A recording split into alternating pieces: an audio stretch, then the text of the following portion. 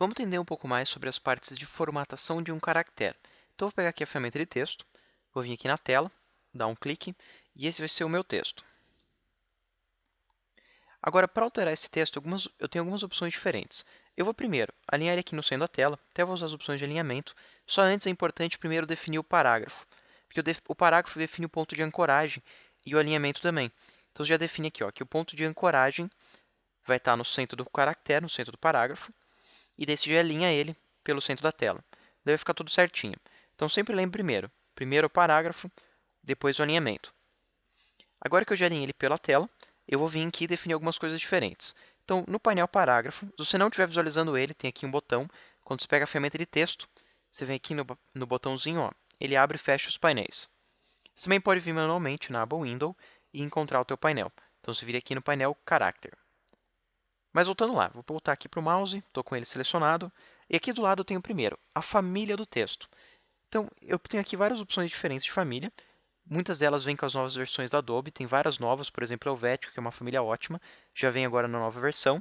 E ela tem várias opções aqui, várias subfontes. Então, eu escolhi a fonte Helvética e eu tenho várias opções diferentes para essa família. Então, eu vou mudando aqui, ó, e vai ter várias opções diferentes. E para mudar, eu estou fazendo o seguinte, ó, eu só selecionei a primeira e eu estou usando setinha para baixo, porque a caixa ainda está ativa. Ele vai trocando entre as opções. As principais opções que ele vai ter aqui vão ser Heavy, que seria mais bold. Você tem aqui a Thin, que seria mais fina. Ultralight também é bem fina.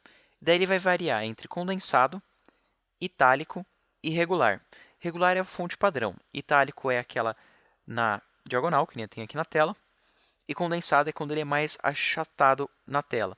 Ele vai ser mais comprimido os textos do que a opção regular. Então, vai ter várias opções aqui. Você pode vir aqui e ler o nomezinho delas, ou então selecionar aqui uma e ir variando entre todas elas até encontrar a que você quer.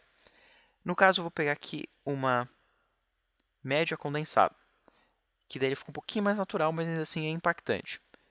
Na sequência aqui, eu tenho qual que é a cor de preenchimento. Então, eu vou vir aqui na cor de preenchimento, vou escolher branco e vou dar um OK. Eu também posso escolher as opções automáticas. Eu tenho automático preto, automático branco, ou sem preenchimento, ou posso usar o conta-gotas para capturar uma cor da tela. No caso, deixar aqui no branco mesmo. Na sequência, a gente tem aqui o tamanho da fonte. Depois, a gente tem aqui alinhamento, seria para mais de uma linha, quer dizer, como que é o alinhamento entre essas duas linhas. Esse alinhamento, ele na verdade se chama leading, é o espaço entre as linhas. Aí você pode deixá-las iguais para todas as linhas, ou então você pode deixá-las variadas, depende aqui da configuração que você definir. Então, eu vou colocar aqui a segunda linha. E daí eu seleciono as duas, e eu posso vir aqui na opção ou automático, que vai ser o tamanho da fonte mais 20%, ou posso escolher qualquer outra opção aqui. Daí eu escolho um valor, e posso deixar ele maior ou menor. Aí eu estou mudando aqui o alinhamento entre essas duas linhas. Aqui eu tenho espaço entre os caracteres, esse é o tracking. Ele é um espaçamento global para todos os caracteres. Eu também posso vir aqui entre dois caracteres específicos e definir se eu quero a métrica, que é o padrão. Eu quero um alinhamento óptico, então o After Effects automaticamente adivinha quanto de kerning, de alinhamento que ele precisa entre esses dois caracteres. Ou eu posso escolher um desses valores. No caso 0, vai ser o padrão, e eu posso colocar maior ou menor. Esse daqui ele vai ser usado, por exemplo, quando você tem dois caracteres que dá uma ilusão de ótica que o espaço deles é maior ou menor do que outros dois caracteres. Por exemplo, se eu usar aqui a letra D e a letra B, e a letra V e a letra A. Aqui o espaço entre a letra V e a letra A é um espaço negativo. Ele é um espaço negativo por causa que, visualmente, se ele fosse positivo, se ele fosse um espaço normal, ele ia parecer muito maior. Então, nesse caso aqui, você vai usar aqui um kerning negativo. Se eu deixar aqui em métrico, que é o automático, já está escolhendo aqui automaticamente um negativo. Eu vou deletar aqui esses 4 aqui e voltar aqui ao normal. Aqui embaixo eu tenho como aumentar a altura desse texto. Eu não recomendo, se você quer aqui um texto que ele seja mais comprido, você usa uma fonte mais condensada. Aqui eu posso deixar ele mais largo, daí eu usaria aqui uma fonte mais larga já automaticamente, ele já seria mais largo, e daí ele manter a proporção do design. Se eu faço isso manualmente, ele perde a proporção. Eu vou ter aqui, por exemplo, na letra T, que a parte superior da letra T é mais fina do que a parte aqui vertical. Isso porque eu estou verticalmente esticando, mas eu não estou esticando horizontalmente. Eu vou voltar aqui para 100%. Aí eu tenho aqui embaixo mais duas opções. Essa aqui vai ser o alinhamento com a base. Então, entre a linha do meu caractere, a linha do parágrafo, eu posso vir aqui subir e descer. Você vai usar ele normalmente para texto de caminho, quando você quer mudar ele o alinhamento entre o caminho e o texto, ou então, quando você vai fazer o desenho de numeral. E daí você não tem isso no caractere. Você pega um caractere que não tem numeral, daí você vai diminuir o tamanho da fonte e vai subir aqui essa opção para ele ficar ali acima da linha. Eu vou deletar aqui. Aí eu tenho aqui mais uma opção, deixa eu selecionar aqui alguns caracteres. Aí nessa opção aqui eu tenho para ajustar o espaço entre eles.